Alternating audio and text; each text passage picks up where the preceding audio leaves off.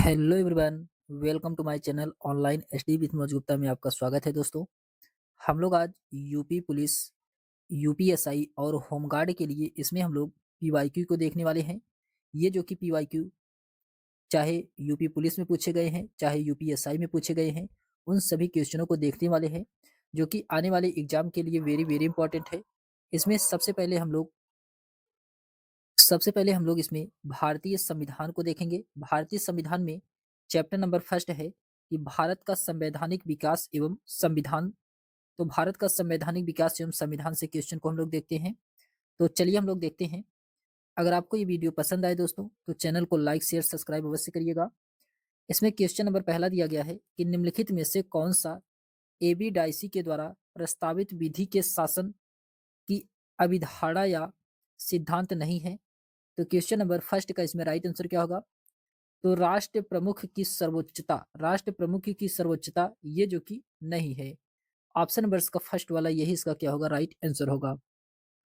फिर उसके बाद आता है, इसके एक्सप्लेनेशन दिया गया है कि एबी डाइसी विधि के शासन के सिद्धांत के संदर्भ में तीन अलग अलग सिद्धांत या विधि कानून की सर्वोच्चता, विधि के समक्ष समानता, वैधानिक भावना की प्रधानता को परिभाषित करता है। राष्ट्र प्रमुख की सर्वोच्चता ये डाइसी के द्वारा प्रस्तावित विधि के शासन की अवधारणा नहीं है। फिर उसके बाद आता है क्वेश्चन नंबर सेकंड है कि भारत के संविधान सरकार की संसदीय प्रणाली का प्रावधान करता है। यह प्रणाली किस देश के नमूने पर आधारित है? क्वेश्चन नंबर सेकंड का इसमें राइट आंसर क्या होगा? ये यूनाइटेड किंगडम ऑप्शन नंबर इसका फर्स्ट वाला राइट आंसर होगा। यूनाइटेड किंगडम पर आधारित है। इसके एक्सप्लेनेशन दिया गया है कि भारतीय संविधान में सरकार की संसदीय प्रणाली की प्रावधान यूनाइटेड किंगडम देश के नमूने पर आधारित है। विधि का शासन, विधायी प्रक्रिया, कैबिनेट प्रणाली इत्यादि जो कि यूनाइटेड किंगडम से लिए गए हैं। फिर उसके बाद क्वेश्चन नंबर थर्ड है कि निम्नलिखित में से किसने संविधान के प्रत्येक पृष्ठ के किनारों यानी कि बॉर्डर को डिजाइन किया तथा इसके कलाकृतियों को सजाया था? तो ये किसके द्वारा किया गया है? क्वेश्चन नंबर थर्ड का इसमें राइट आंसर होगा श्री नंदलाल बोस के द्वारा। ऑप्शन नंबर का बी वाला राइट आंसर होगा श्री नंदलाल बोस के द्वारा। इसके एक्सप्लेनेशन दिया गया है कि शांति निकेतन के कलाकार श्री नंदलाल बोस द्वारा संविधान के प्रत्येक पृष्ठ के किनारे यानी कि बॉर्डर को डिजाइन किया गया है और इसे कलाकृतियों से सजाया गया था।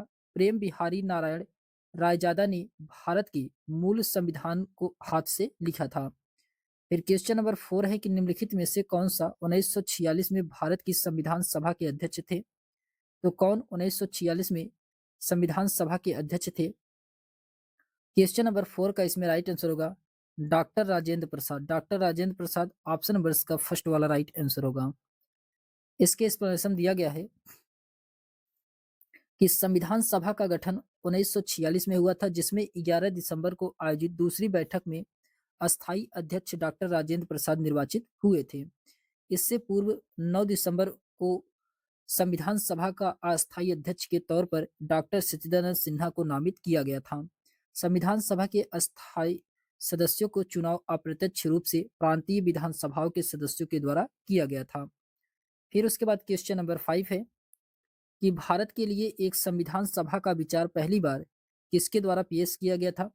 ये पेश किया गया था एम एन राय के द्वारा। एम एन राय के द्वारा ऑप्शन नंबर का डी वाला राइट आंसर होगा। एम एन राय इसका राइट आंसर होगा। आप देख सकते हैं यूपीएसआई 2021 का क्वेश्चन है, थर्ड शिफ्ट का। इसके एक्सप्लेनेशन दिया गया है कि एम एन राय 1934 में भारत के लिए संविधान सभा का विचार करने वाले सबसे पहले व्यक्ति थे और वर्ष 1924 में मोतीलाल नेहरू ने अंग्रेजी सरकार के समक्ष संविधान सभा के निर्माण की मांग प्रस्तुत की थी। इसके पश्चात वर्ष 1934 में एम एन राय ने भारत के लिए औपचारिक रूप से संविधान सभा का विचार प्रस्तुत किया था, जिसे मूर्ति रूप देने के कार्य पंडित जवाहरलाल नेहरू के द्वारा किया गया था।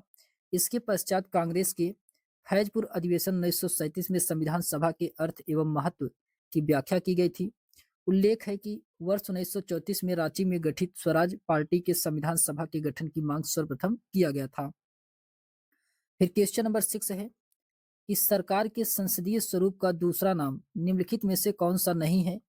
क्वेश्चन नंबर 6 का इसमें राइट आंसर होगा राजशाही शासन। ऑप्शन नंबर इसका फर्स्ट वाला राइट आंसर होगा राजशाही शासन। ये भी यूपीएसआई 2021 का क्वेश्चन है। इसके एक्सप्लेनेशन दिया गया है कि सरकार का संसदीय स्वरूप लोकतांत्रिक शासन व्यवस्था की प्रणाली जिसमें कार्यपालिका अपनी लोकतांत्रिक वैधता विधायिका के माध्यम से प्राप्त करती है और विधायिका के प्रति उत्तरदायी होती है। अतः संसदीय प्रणाली में कार्यपालिका और विधायिका एक दूसरे के परस्पर संबंधित होते हैं। इस प्रणाली में राज्य विधायिका का मुखिया राष्ट्रपति तथा सरकार का मुखिया प्रधानमंत्री होता है और इसमें मंत्रिपरिषद सामूहिक रूप से लोकसभा के प्रति उत्तरदायी होते हैं। भारतीय संसदीय व्यवस्था में राष्ट्रपति नाम मात्र के कार्यपालिका प्रमुख होता है तथा मंत्री व प्रधानमंत्री व उसका मंत्रिमंडल वास्तविक कार्यपालिका का प्रमुख होता है।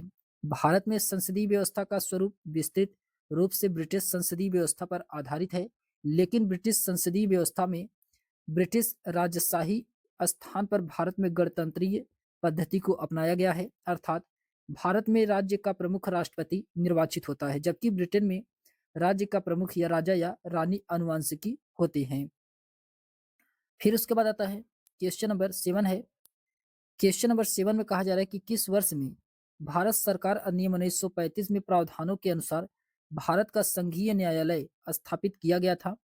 ये किस वर्ष में किया गया था? क्वेश्चन नंबर 7 का इसमें राइट आंसर होगा, ये किया गया था 1937 में। 1937 में संघीय न्यायालय की स्थापना किया गया था। ऑप्शन नंबर इसका डी वाला राइट आंसर होगा। इसके एक्सप्लेनेशन दिया गया है कि भारत का संघीय न्यायालय भारत शासन अधिनियम 1935 के तहत 1 अक्टूबर 1937 को स्थापित किया गया था। इससे कुल 7 न्यायाधीशों का प्रावधान था। इसमें प्रथम मुख्य न्यायाधीश सर मैरिस गेवियर थे। कौन थे इसमें मुख्य न्यायाधीश? तो सर मैरिस गेवियर थे। फिर उसके बाद आता है क्वेश्चन नंबर 8 है कि भारतीय संविधान के निर्माताओं द्वारा किस देश के संविधान से केंद्र के पास अवशिष्ट शक्तियां होने की संकल्पना को लिया गया था? क्वेश्चन नंबर 8 का इसमें राइट आंसर होगा कनाडा से। कनाडा से ऑप्शन नंबर का सी वाला राइट आंसर होगा कनाडा। इसके एक्सप्लेनेशन दिया गया है कि भारतीय संविधान में केंद्र के पास अवशिष्ट शक्तियों की अवधारणा कनाडा के संविधान से लिया गया है। इसके अतिरिक्त अर्ध संघात्मक सरकार और सशक्त केंद्र की संकल्पना भी कनाडा के संविधान से लिया गया है। मौलिक अधिकार व संविधान की सर्वोच्चता अमेरिका से, प्रस्तावना की भाषा व संवर्ती सूची ऑस्ट्रेलिया से, सरकार का संसदीय स्वरूप एकल नागरिकता व विधि का शासन ये ब्रिटेन से लिया गया है। फिर उसके बाद आता है क्वेश्चन नंबर 9 है कि निम्नलिखित में से किस अधिनियम को मॉन्टेगू चेम्सफोर्ड सुधार के रूप में जाना जाता है? तो मॉन्टेगू चेम्सफोर्ड सुधार ये जाना जाता है भारत सरकार अधिनियम 1919 को। भारत सरकार अधिनियम 1919 को ऑप्शन नंबर इसका फर्स्ट वाला राइट आंसर होगा। इसके एक्सप्लेनेशन दिया गया है कि वर्ष 1918 में राज्य सचिव एडविन सैमुअल मॉन्टेगू और वायसराय लॉर्ड चेम्सफोर्ड ने संवैधानिक सुधारों की अपनी योजना तैयार की, जिसे मॉन्टेगू चेम्सफोर्ड सुधार के रूप में जाना जाता है, जिसके तहत 1919 के भारत शासन अधिनियम को अधिनियमित किया गया है। वर्ष 1921 में मॉन्टेगू चेम्सफोर्ड सुधार को लागू किया गया था। इस अधिनियम को एकमात्र उद्देश्य भारतीय का शासन में प्रतिनिधित्व सुनिश्चित करना था। फिर उसके बाद आता है क्वेश्चन नंबर 10 है। क्वेश्चन नंबर 10 में कहा जा रहा है कि के मामले में डैश के मामले में एक समतावादी सामाजिक व्यवस्था की स्थापना को संविधान की मूल संरचना के रूप में माना गया था। तो ये किस में माना गया था? क्वेश्चन नंबर 10 का इसमें राइट आंसर होगा समता बनाम आंध्र प्रदेश राज्य। समता बनाम आंध्र प्रदेश राज्य ऑप्शन नंबर इसका डी वाला राइट आंसर होगा। इसके एक्सप्लेनेशन दिया गया है कि समता एनजीओ बनाम आंध्र प्रदेश राज्य के मामले में एक समतावादी सामाजिक व्यवस्था की स्थापना को संविधान की मूल संरचना के रूप में माना गया था। आदिवासी अधिकारों के लिए दक्षिण भारत एक एनजीओ समता ने भारत के सर्वोच्च न्यायालय में एक विशेष अवकाश याचिका दायर की और सुप्रीम कोर्ट ने 1997 में यह निर्णय सुनाया कि आदिवासियों की भूमि और वन भूमि को गैर आदिवासी या निजी कंपनियों को खनन या औद्योगिक दुनिया के लिए पट्टे पर नहीं दिया जा सकता है। ऐसा काम केवल आदिवासी या सरकारी उपक्रम ही कर सकते हैं। फिर उसके बाद क्वेश्चन नंबर 11 है कि 1909 के भारतीय परिषद अधिनियम को किस रूप में जाना जाता है? तो ये मार्ले मिंटो सुधार के नाम से जाना जाता है। ऑप्शन नंबर इसका डी वाला राइट आंसर होगा।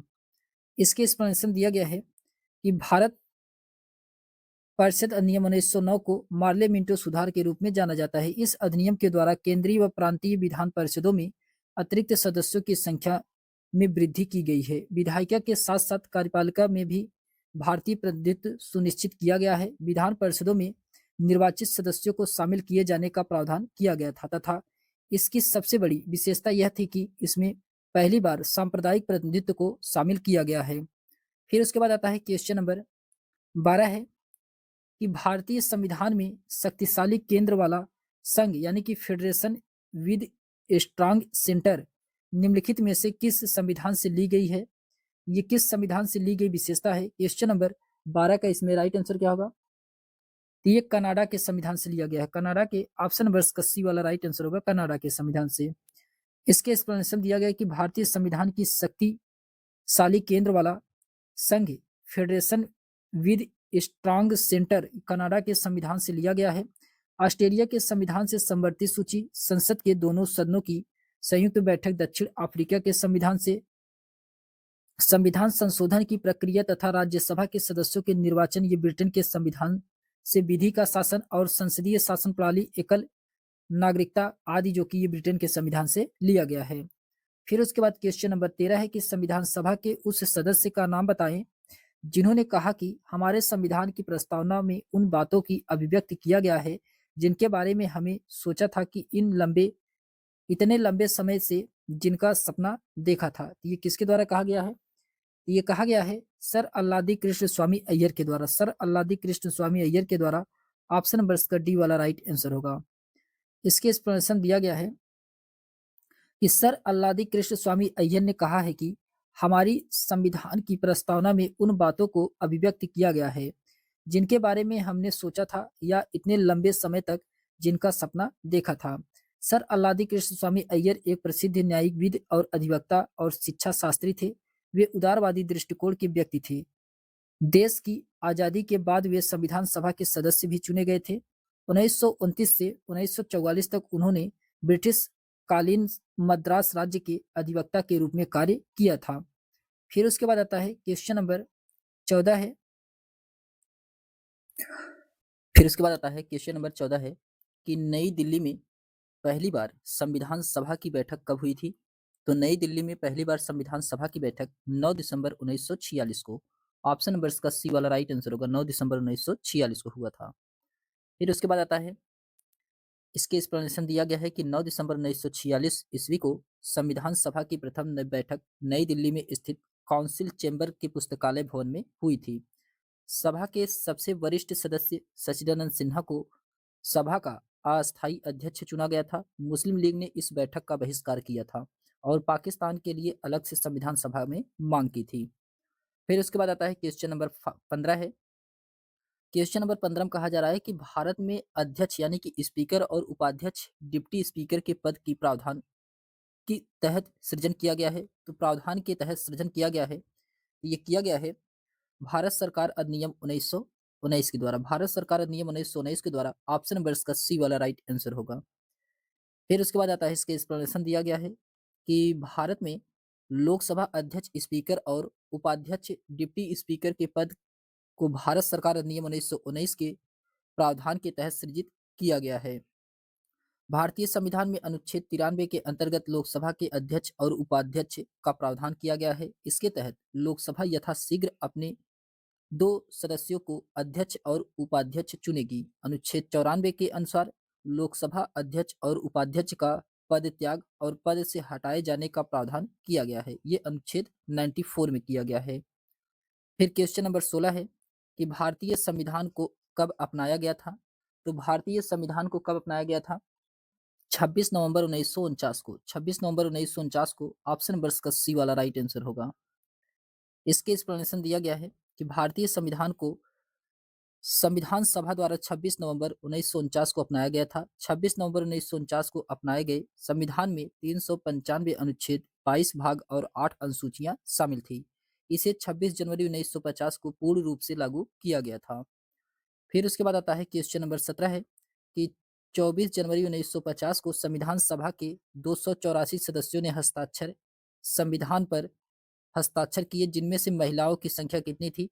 तो इसमें से महिलाओं की संख्या 15 थी। 15 थी महिलाओं की संख्या। ऑप्शन नंबर इसका सी वाला राइट आंसर होगा।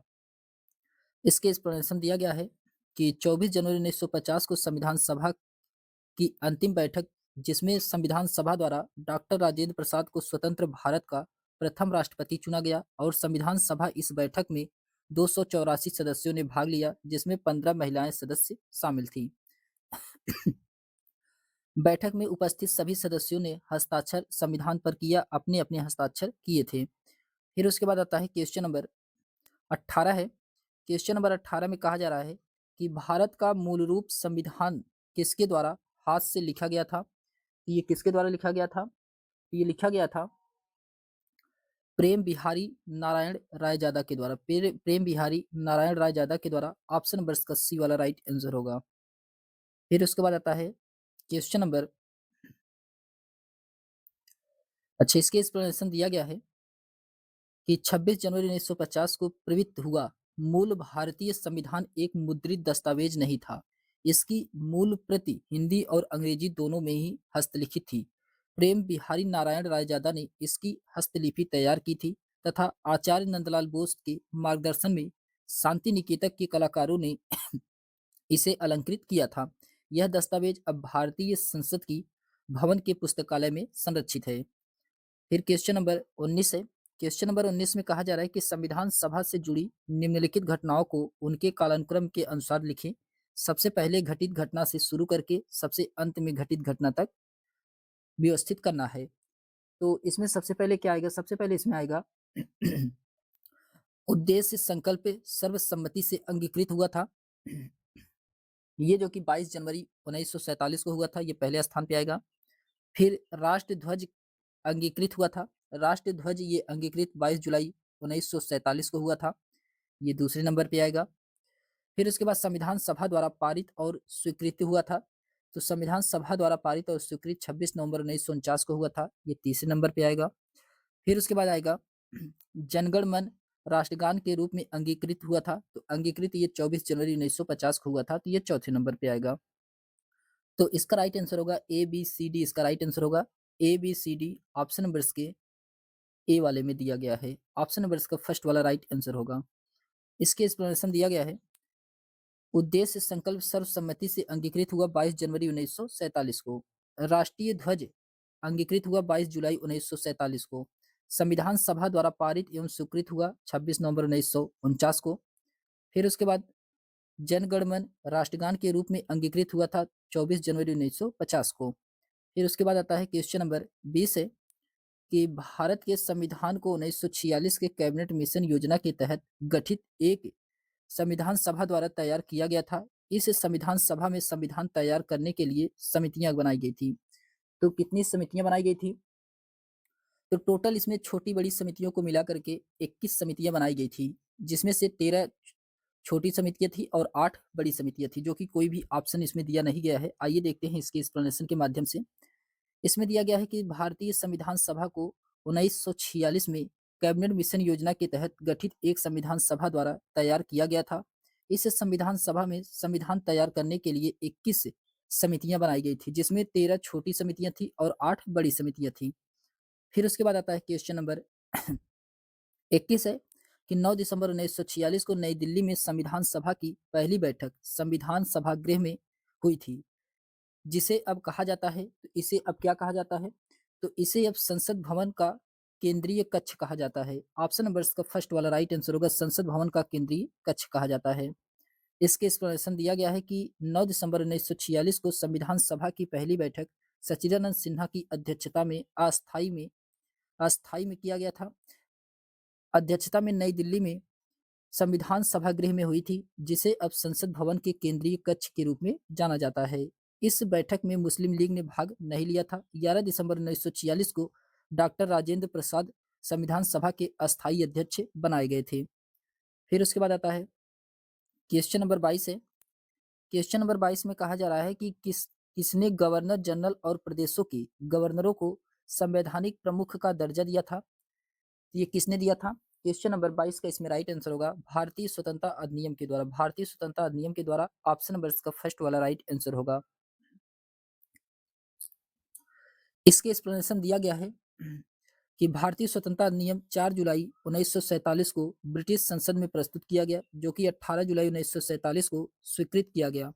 इसके प्रमुख प्रावधानों के तहत भारत और पाकिस्तान दो डोमिनियन स्टेट की स्थापना, दोनों देशों के लिए अलग अलग संविधान सभा का गठन, गवर्नर जनरल तथा प्रदेश के गवर्नरों को संवैधानिक प्रमुख का दर्जा दिया गया था।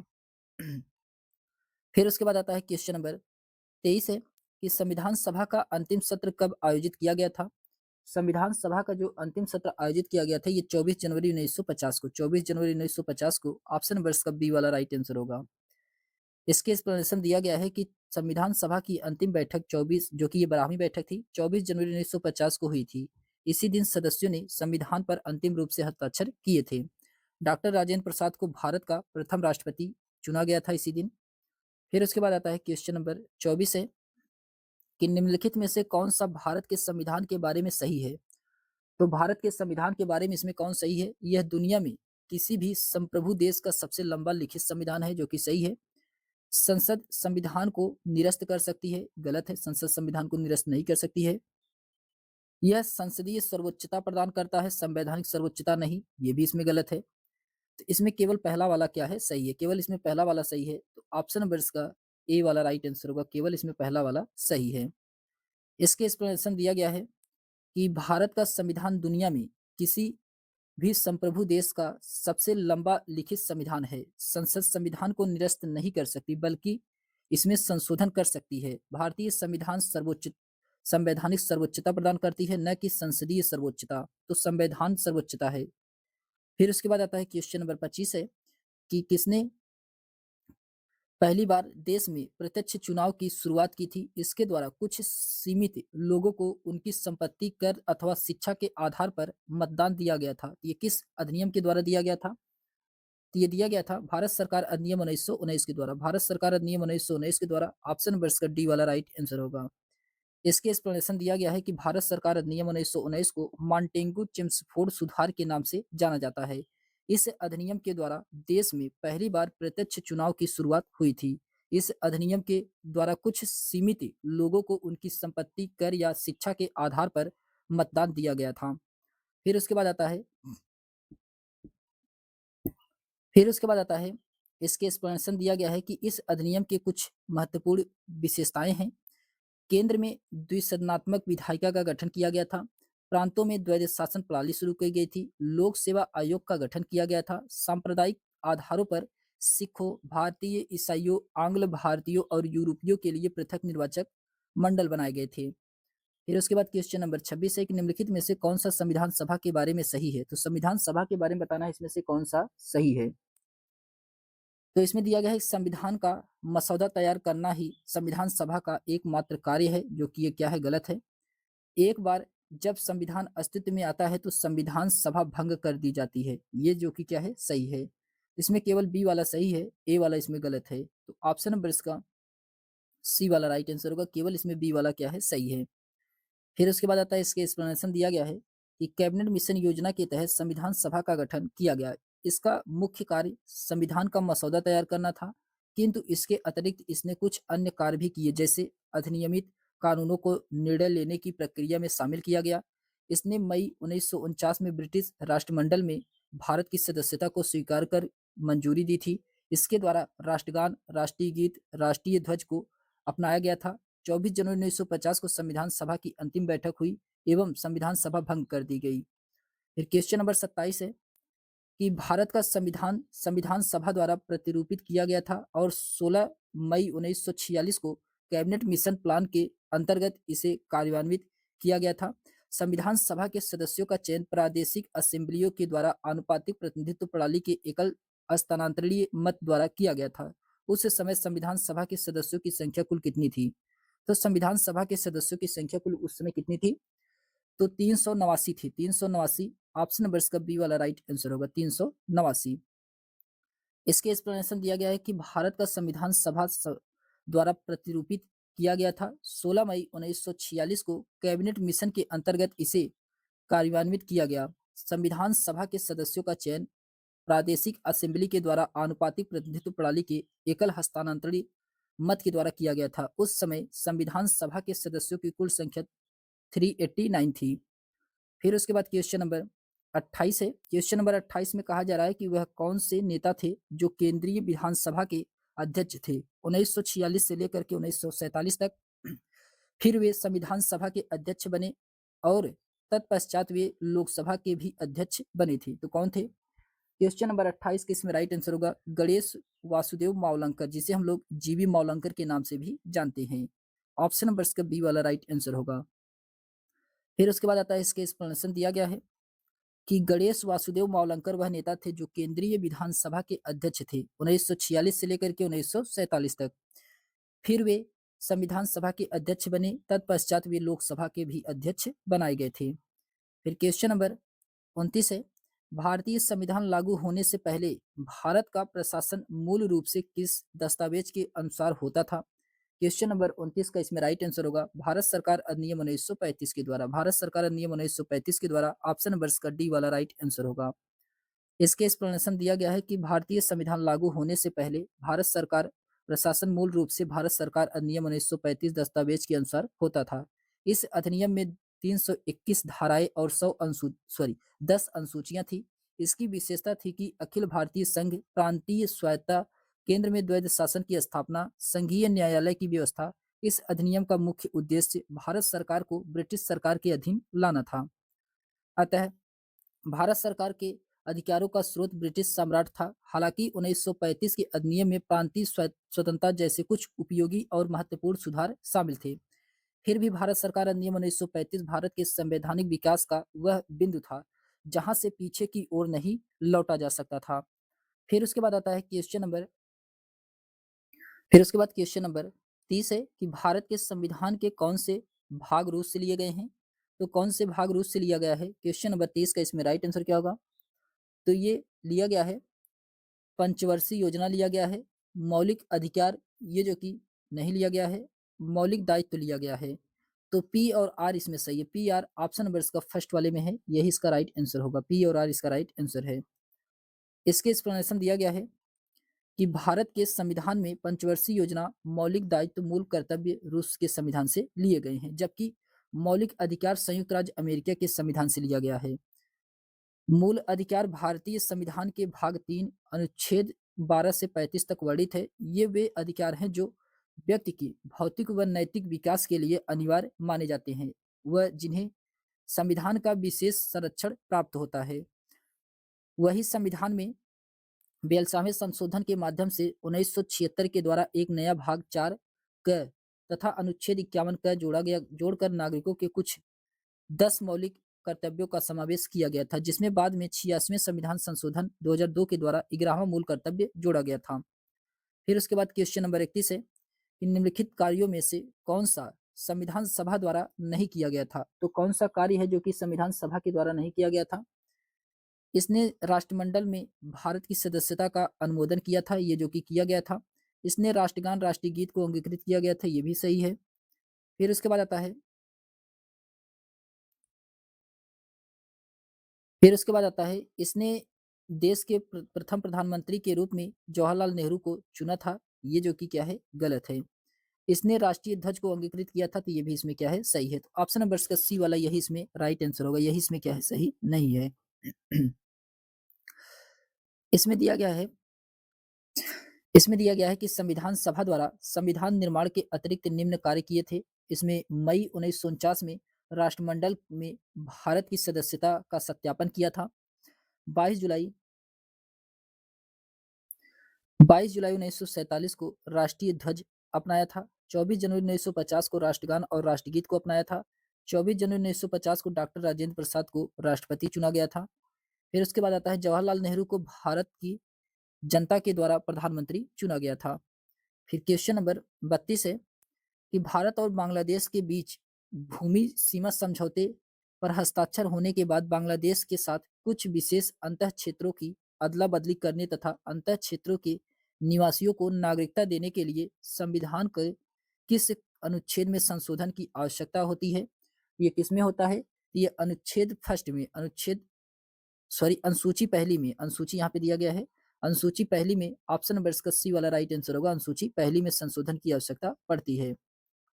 इसके एक्सप्लेनेशन दिया गया है कि भारतीय संविधान की प्रथम अनुसूचियों में भारतीय संघ के घटक राज्यों एवं संघ शासित क्षेत्रों का उल्लेख है। अतः यदि भारत एवं बांग्लादेश के मध्य अंतः क्षेत्रों की अदला बदली हेतु समझौते को लागू किया जाता है तो प्रथम अनुसूची में संशोधन की आवश्यकता होगी। भारतीय संविधान का 100वां संविधान संशोधन अधिनियम इसी विषय से संबंधित है, जो कि 2015 में पारित किया जा चुका है। फिर उसके बाद आता है क्वेश्चन नंबर 33 है कि भारतीय संविधान का कौन सा अनुच्छेद नए राज्यों के गठन के विषय में है? तो नए राज्यों के गठन के विषय में अनुच्छेद 3 है। अनुच्छेद 3 है, ऑप्शन नंबर इसका फर्स्ट वाला राइट आंसर होगा, अनुच्छेद 3। इसके एक्सप्लेनेशन दिया गया है कि भारतीय संविधान के अनुच्छेद 3 के अनुसार संसद को नए राज्यों का निर्माण और वर्तमान राज्यों के क्षेत्रों, सीमाओं या नामों में परिवर्तन करने का अधिकार है। अनुच्छेद 12 में राज्य की परिभाषा, अनुच्छेद 22 के तहत कुछ दशाओं में गिरफ्तारी और निषेध से संरक्षण के तहत, अनुच्छेद 9 के तहत विदेशी राज्य की नागरिकता स्वेच्छा से अर्जित करने वाले व्यक्तियों का नागरिक न होना या भारतीय नागरिकता समाप्त हो जाना शामिल है। फिर क्वेश्चन नंबर 34 है कि निम्न में से किस संघ का राज्य क्षेत्र में विधानसभा है? निम्न में से किस संघ राज्य क्षेत्र में विधानसभा है? तो विधानसभा कहाँ पे है? तो ये विधानसभा पांडुचेरी में है। पांडुचेरी में है। ऑप्शन नंबर इसका बी वाला राइट आंसर होगा, पुडुचेरी। फिर उसके बाद आता है, इसके एक्सप्लेनेशन दिया गया है। इसमें दिया गया है कि भारत देश में कुल 8 संघ राज्य क्षेत्र हैं, जो क्रमशः अंडमान और निकोबार द्वीप समूह है, चंडीगढ़ है, दादर और नागर हवेली है तथा दमन दीव है, दिल्ली है, लक्षद्वीप है, लद्दाख है, जम्मू एवं कश्मीर है, पुडुचेरी है। इन 8 संघ राज्य क्षेत्र में दिल्ली एवं पुडुचेरी में राज्यों में एक विधानसभा और मंत्रियों की मंत्रिपरिषद है। 5 अगस्त 2019 को जम्मू कश्मीर पुनर्गठन बिल पास होने से 9 अगस्त को राष्ट्रपति द्वारा अधिसूचित होने के बाद 2 नए संघ शासित प्रदेश जम्मू कश्मीर व लद्दाख बनाए गए थे। अतः अब कुल 8 संघ शासित प्रदेश हो गए हैं। इसमें जम्मू कश्मीर विधानसभा हो गई है। यह अधिनियम 31 अक्टूबर 2019 से लागू है। क्वेश्चन नंबर 35 है कि भारतीय संविधान में इस समय कितनी अनुसूचियां हैं? तो प्रेजेंट टाइम में भारतीय संविधान में इस समय कितनी अनुसूचियां हैं? तो अनुसूचियों की संख्या कितनी है? तो अनुसूचियों की संख्या 12 है। ऑप्शन नंबर 81 वाला राइट आंसर होगा, 12 है। इसके एक्सप्लेनेशन दिया गया है कि 26 जनवरी 1950 को भारतीय संविधान को लागू किया गया, जिसमें 395 अनुच्छेद, 8 अनुसूचियां तथा 22 भाग थे। बाद में संविधान में 4 अनुसूचियों को बढ़ाया गया। वर्तमान में संविधान में कुल अनुसूचियों की संख्या 12 है। फिर उसके बाद आता है क्वेश्चन नंबर 36 है कि कौन सा राज्य भारतीय संविधान की 6ठी अनुसूची में उल्लिखित नहीं है? क्वेश्चन नंबर 36 का इसमें राइट आंसर होगा नागालैंड। नागालैंड ऑप्शन नंबर इसका फर्स्ट वाला राइट आंसर होगा, नागालैंड। इसके एक्सप्लेनेशन दिया गया है कि भारतीय संविधान में 22 भाग, 395 अनुच्छेद तथा 12 अनुसूचियां वर्तमान में हैं। संविधान के अनुसूची 6 में पूर्वोत्तर के 4 जनजातीय क्षेत्र, इसमें असम, मेघालय, त्रिपुरा, मिजोरम आते हैं। तो कौन कौन से 4 क्षेत्र हैं? असम है, मेघालय है, त्रिपुरा है और मिजोरम प्रशासन के संबंध में उपलब्ध है। नागालैंड इस अनुसूची में उल्लेख नहीं किया गया है, नागालैंड का। क्वेश्चन नंबर 37 है कि संविधान की निम्नलिखित अनुसूचियों में से किसका सही मेल नहीं है? तो किसका सही मेल नहीं है इसमें? क्वेश्चन नंबर 37 में दिया गया है कि 8वीं अनुसूची में मान्यताएं प्राप्त भाषाओं की सूची निहित है, जो कि सही है। 9वीं अनुसूची में कुछ अधिनियमों और विनियमों के सत्यापन के प्रावधान निहित है, ये भी सही है। फिर उसके बाद आता है सी में कहा जा रहा है कि 12वीं अनुसूची में नगर पालिकाओं की शक्तियां के अधिकार और जिम्मेदारियां निहित है, तो ये भी सही है।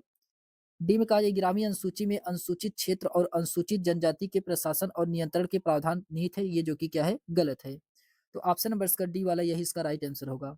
इसके एक्सप्लेनेशन दिया गया है क्यों क्योंकि अनुसूचित क्षेत्र और अनुसूचित जनजाति क्षेत्र के प्रशासन नियंत्रण का प्रावधान 5वीं अनुसूची में किया गया है, जबकि 11वीं अनुसूची में 73वें संविधान संशोधन अधिनियम 1992 के द्वारा पंचायती राज संस्थानों के आधार पर यानी कि अधिकार, शक्तियां और कार्य करने के लिए 29 विषय प्रदान किए गए हैं। फिर उसके बाद आता है फिर फिर उसके बाद आता है क्वेश्चन नंबर 38 है कि राज्यसभा में भारत के प्रत्येक राज्यों के लिए सीटों के आवंटन का भारत के संविधान की किस अनुसूची में उल्लेख किया गया है? तो ये चौथी अनुसूची में है। राज्यसभा की सीटों का आवंटन ये चौथी अनुसूची में है। ऑप्शन नंबर इसका डी वाला राइट आंसर होगा। इसके एक्सप्लेनेशन दिया गया है कि राज्यसभा में भारत के प्रत्येक राज्य के लिए सीटों के आवंटन का उल्लेख भारतीय संविधान की चौथी अनुसूची में किया गया है। छठवीं अनुसूची में क्या है? इसमें असम है, मेघालय है, त्रिपुरा और मिजोरम राज्यों के जनजातीय क्षेत्रों के प्रशासन और नियंत्रण के बारे में कहा गया है। पांचवी अनुसूची में इसमें विभिन्न अनुसूचित क्षेत्रों और अनुसूचित जनजातीय क्षेत्रों के प्रशासन के बारे में उपबंध किया गया है। फिर आठवीं अनुसूची में 22 भाषाओं का उल्लेख किया गया है। फिर उसके बाद आता है क्वेश्चन नंबर 39 है कि निम्नलिखित में से कौन सी भाषा संविधान की रचना के समय 8वीं अनुसूची में उल्लिखित थी? क्वेश्चन नंबर 39 का इसमें राइट आंसर होगा कश्मीरी। कश्मीरी ऑप्शन नंबर इसका डी वाला राइट आंसर होगा कश्मीरी।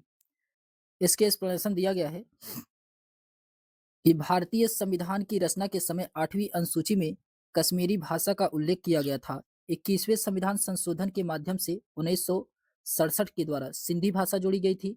71वें संविधान संशोधन अधिनियम 1992 में नेपाली, कोंकणी, मणिपुर भाषा जोड़ी गई थी और 92वें संविधान संशोधन अधिनियम 2003 के द्वारा मैथिली, संथाली, डोगरी और बोडो को शामिल किया गया था। कश्मीरी भाषा संविधान की रचना के समय 8वीं अनुसूची में उल्लिखित की गई थी। फिर उसके बाद क्वेश्चन नंबर 40 है कि राज्य और केंद्र शासित प्रदेशों की सूची भारत के संविधान के किस अनुसूची में किया गया है? तो ये पहली अनुसूची में है। ऑप्शन नंबर इसका डी वाला राइट आंसर होगा पहली अनुसूची में। इसके एक्सप्लेनेशन दिया गया है कि राज्य और केंद्र शासित प्रदेशों की सूची भारत के संविधान की पहली अनुसूची में किया गया है। क्वेश्चन नंबर 41 है कि शपथ और अभिपुष्टि के रूप में भारत के संविधान की किस अनुसूची में उल्लेख किया गया है? क्वेश्चन नंबर 41 का इसमें राइट आंसर होगा तीसरी अनुसूची में। शपथ का प्रावधान तीसरी अनुसूची में किया गया है। ऑप्शन नंबर इसका फर्स्ट वाला राइट आंसर होगा। क्वेश्चन नंबर इसके एक्सप्लेनेशन दिया गया है कि शपथ एवं अभिपुष्टि का वर्णन भारतीय संविधान की तीसरी अनुसूची में किया गया है। इसमें संघ तथा राज्यों के मंत्रियों, उच्चतम न्यायालय तथा उच्च न्यायालय के न्यायाधीशों, भारत के नियंत्रक, महालेखक परीक्षक, संसद के सदस्यों तथा राज्य विधानमंडल के सदस्यों के द्वारा लिए जाने वाले शपथ या प्रतिज्ञान का प्रारूप है। राष्ट्रपति अनुच्छेद 60 में है, उपराष्ट्रपति अनुच्छेद 69 में है और राज्यपाल अनुच्छेद 159 में शपथ का प्रावधान लेता है। फिर उसके बाद क्वेश्चन नंबर 42 है कि जब संविधान को पहली बार अपनाया गया था तब इसमें कितने अनुच्छेद थे? तो क्वेश्चन नंबर 42 का इसमें राइट आंसर होगा तब इसमें 395 अनुच्छेद थे। ऑप्शन नंबर इसका फर्स्ट वाला राइट आंसर होगा 395 अनुच्छेद। इसके एक्सप्लेनेशन दिया गया है कि जब संविधान पहली बार अपनाया गया तो इसमें 395 अनुच्छेद व 8 अनुसूचियां थी, जो कि वर्तमान में अनुच्छेदों की संख्या 395 ही है, जबकि अनुसूचियों की संख्या 12 हो गई है। फिर क्वेश्चन नंबर 43 है कि संविधान के संदर्भ में निम्नलिखित में से कौन सा सही है? तो संविधान के संदर्भ बताना इसमें से कौन सा सही है।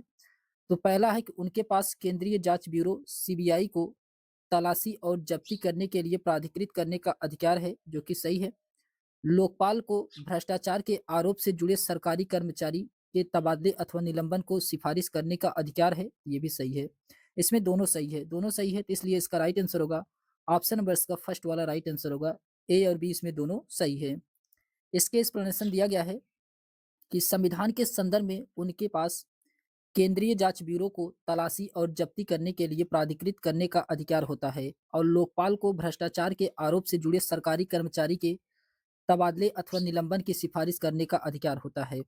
फिर उसके बाद आता है क्वेश्चन नंबर 44 है कि संविधान के अनुसार इनमें से कौन सी भारत की राष्ट्रीय भाषा है? तो राष्ट्रीय भाषा कौन सी है? क्वेश्चन नंबर 44 का इसमें राइट आंसर होगा भारत की कोई राष्ट्रीय भाषा नहीं है। भारत की कोई राष्ट्रीय भाषा नहीं है। ऑप्शन नंबर इसका फर्स्ट वाला राइट आंसर होगा। इसके एक्सप्लेनेशन दिया गया है कि भारत की स्वतंत्रता के पश्चात हिंदी को राजभाषा का दर्जा प्राप्त हुआ है। राजभाषा है ये। 14 सितंबर 1949 ईस्वी को हिंदी का संवैधानिक के रूप में राजभाषा घोषित किया गया था। इसीलिए प्रत्येक वर्ष 14 सितंबर को हिंदी दिवस के रूप में मनाया जाता है। संविधान के भाग 17 में अनुच्छेद 343 से 351 तक राजभाषा के बारे में वर्णन किया गया है। अतः हिंदी जो कि भारत की राष्ट्रभाषा नहीं बल्कि राजभाषा है। फिर उसके बाद आता है क्वेश्चन नंबर 45 है कि यूनाइटेड किंगडम की संसद के कौन से अधिनियम के बारे में कहा गया है कि वे भारत में उदार तानाशाही और जिम्मेदार सरकार की उत्पत्ति के अंत को दर्शाता है। ये किस अधिनियम को कहा गया है? तो ये भारत सरकार अधिनियम 1919 को, भारत सरकार अधिनियम 1919 को ऑप्शन नंबर इसका सी वाला राइट आंसर होगा। इसके एक्सप्लेनेशन दिया गया है। यूनाइटेड किंगडम की संसद के भारत सरकार अधिनियम 1919 के बारे में कहा जाता है कि यह अधिनियम भारत में उदार तानाशाही और जिम्मेदार सरकार की उत्पत्ति के अंत को दर्शाता है। भारत सरकार अधिनियम 1919 को मॉन्टेगू चेम्सफोर्ड सुधार भी कहा जाता है। इस अधिनियम ने सर्वप्रथम उत्तरदायी शासन शब्द का स्पष्ट प्रयोग किया था और इस अधिनियम के द्वारा केंद्र में द्विसदनात्मक विधायिका स्थापित की थी। इस अधिनियम के मुख्य विशेषता प्रांतों में एक अशांति उत्तरदायी सरकार की स्थापना करना था। इसके लिए प्रांतों में द्वैध शासन पद्धति को लागू किया गया था। फिर उसके बाद आता है फिर उसके बाद आता है क्वेश्चन नंबर 46 है कि किसको भारत राजतंत्र को समाप्त करने वाला राष्ट्रमंडल का पहला देश बन गया। हालांकि इस निर्णय के बावजूद इसने कॉमनवेल्थ की सदस्यता जारी रखी थी। ये किस डेट को किया गया है? तो इसका राइट आंसर होगा 26 जनवरी 1950 को। 26 जनवरी 1950 को ऑप्शन नंबर इसका सी वाला राइट आंसर होगा। 26 जनवरी 1950 को इसके एक्सप्लेनेशन दिया गया है कि 26 जनवरी 1950 को भारत राजतंत्र को समाप्त करने वाला राष्ट्रमंडल का पहला देश था। इस निर्णय के बावजूद भारत ने कॉमनवेल्थ की सदस्यता जारी रखी। राष्ट्रमंडल उन देशों का संगठन है जो कभी ब्रिटिश साम्राज्य के अधीन थे। वर्तमान राष्ट्रमंडल की स्थापना लंदन घोषणा पत्र के द्वारा 1949 ईस्वी में की गई थी। इसका मुख्यालय लंदन में है और वर्तमान में राष्ट्रमंडल के सदस्यों की जो संख्या है 56 है। फिर उसके बाद आता है क्वेश्चन नंबर 47 है कि ग्रेनविल ऑस्टिन के द्वारा गढ़ा गया एक शब्द है जिसका अर्थ है कि एक ऐसी व्यवस्था जो मजबूत केंद्रीय सरकार को जन्म देती है, लेकिन इसका मतलब यह नहीं है कि इससे प्रदेशों की सरकारें जो केंद्रीय नीतियों का कार्यान्वयन करती है जो कमजोर पड़ जाती है। उदाहरण स्वरूप भारत है। तो ये कौन सा है? क्वेश्चन नंबर 47 किसमें राइट आंसर होगा? सहकारी संघवाद है। सहकारी संघवाद है। ऑप्शन नंबर इसका फर्स्ट वाला राइट आंसर होगा। इसके एक्सप्लेनेशन दिया गया है कि सहकारी संघवाद ग्रेनविल ऑस्टिन द्वारा गढ़ा गया एक शब्द था जिसका अर्थ है कि एक ऐसी व्यवस्था जो मजबूत केंद्रीय सरकार को जन्म देती है, लेकिन इसका मतलब यह नहीं है कि इससे प्रदेशों की सरकारें जो केंद्रीय नीतियों का कार्यान्वयन करती है वे कमजोर पड़ जाती है। फिर उसके बाद क्वेश्चन नंबर 48 है कि भारत के संविधान की मूल हस्तलिखित कॉपी कहाँ रखी गई है? तो ये संसद की लाइब्रेरी में रखी गई है। ऑप्शन नंबर इसका सी वाला राइट आंसर होगा। इसके एक्सप्लेनेशन दिया गया है कि भारतीय संविधान की दो प्रतियां हाथ से लिखी हुई है। एक प्रति अंग्रेजी में और एक हिंदी में। दोनों हस्तलिखित प्रतियों पर संविधान सभा के 284 सदस्यों ने 24 जनवरी 1950 को हस्ताक्षर किया था। भारतीय संविधान की हस्तलिखित दोनों मूल प्रतियां संसद भवन के पुस्तकालय में सुरक्षित रखा गया है। फिर उसके बाद क्वेश्चन नंबर 49 है कि किसने पहली बार विधायिका में द्विसदनीय व्यवस्था लागू किया था? ये किसके द्वारा लागू किया गया था? तो ये लागू किया गया था भारत सरकार अधिनियम के द्वारा। भारत सरकार अधिनियम ऑप्शन नंबर का फर्स्ट वाला राइट आंसर होगा। 1919 का भारत सरकार अधिनियम जिसे मॉन्टेगू चेम्सफोर्ड सुधार भी कहा जाता है। इसके प्रमुख प्रावधान थे। कौन कौन से प्रावधान थे इसके? तो इसके प्रावधान थे सांप्रदायिक निर्वाचन प्रणाली का विस्तार कर सिखों, आंग्ल भारतीयों और यूरोपीय ईसाइयों तक कर दिया गया था। फिर उसके बाद प्रांतों में द्वैध शासन प्रणाली लागू किया गया था, अर्थात प्रांतीय विषयों को आरक्षित तथा हस्तांतरित विषयों को बांटा गया था। आरक्षित विषय जो कि प्रांतीय गवर्नर एवं उनकी कार्यकारी परिषद के तहत रखे गए व हस्तांतरित विषय विधायिका के प्रति उत्तरदायी मंत्री के पास रखे गए थे। केंद्र में द्वैशासन व्यवस्था की गई थी। उच्च सदन जिसे राज्य परिषद कहा गया है तथा निम्न सदन जिसे विधान सभा कहा गया है। फिर उसके बाद क्वेश्चन नंबर 50 है कि किसको वृषभ चक्र और अश्व युक्त सारनाथ का सिंह चतुर्मुख स्तंभ शीर्षी राष्ट्रीय प्रतीक के रूप में भारत सरकार द्वारा अंगीकृत किया गया था? ये कब किया गया था? ये 26 जनवरी 1950 को, 26 जनवरी 1950 को। ऑप्शन नंबर इसका सी वाला राइट आंसर होगा। इसके एक्सप्लेनेशन दिया गया है कि 26 जनवरी 1950 को वृषभ चक्र अश्व युक्त सारनाथ सिंह चतुर्मुख स्तंभ शीर्ष राष्ट्रीय प्रतीक के रूप में भारत सरकार द्वारा स्वीकार किया गया था। क्वेश्चन नंबर 51 है कि भारत के संविधान के अनुच्छेद 66 किससे संबंधित है? तो अनुच्छेद 66 ये उपराष्ट्रपति के चुनाव से संबंधित है। ऑप्शन नंबर इसका बी वाला राइट आंसर होगा। इसके एक्सप्लेनेशन दिया गया है कि भारतीय संविधान का अनुच्छेद 66 भारत के उपराष्ट्रपति के निर्वाचन चुनाव से संबंधित है। भारत का उपराष्ट्रपति संसद के उच्च सदन राज्यसभा का पदेन सभापति होता है। उपराष्ट्रपति राज्यसभा का सदस्य नहीं होता है, अतः इसे मतदान का अधिकार नहीं होता है, किंतु सभापति के रूप में निर्णायक मत देने का अधिकार उसे प्राप्त होता है। भारत के प्रथम उपराष्ट्रपति डॉक्टर सर्वपल्ली राधाकृष्णन थे, जो कि वर्तमान भारत के उपराष्ट्रपति सीवी राधाकृष्णन।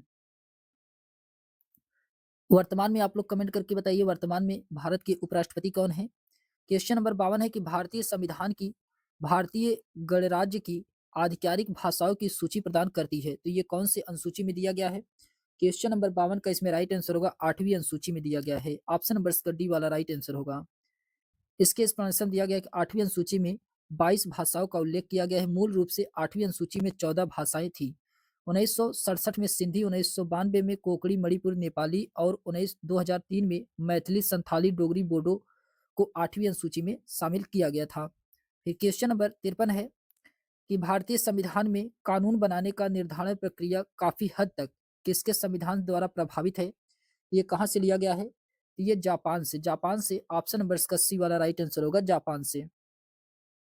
भारतीय संविधान में कानून बनाने का निर्धारित प्रक्रिया काफी हद तक जापान के संविधान के द्वारा प्रभावित है। विधि द्वारा स्थापित प्रक्रिया जापान के संविधान से ली गई है। आयरलैंड के संविधान से नीति निर्देशक तत्व लिए गए हैं। आयरलैंड के संविधान से नीति निर्देशक तत्व लिए गए हैं। इसमें संविधान से राज्यसभा के 12 सदस्यों का मनोनयन तथा दक्षिण अफ्रीका के संविधान से संविधान संशोधन की प्रक्रिया को शामिल किया गया है। आपातकालीन उपबंध ये जर्मनी के संविधान से लिया गया है।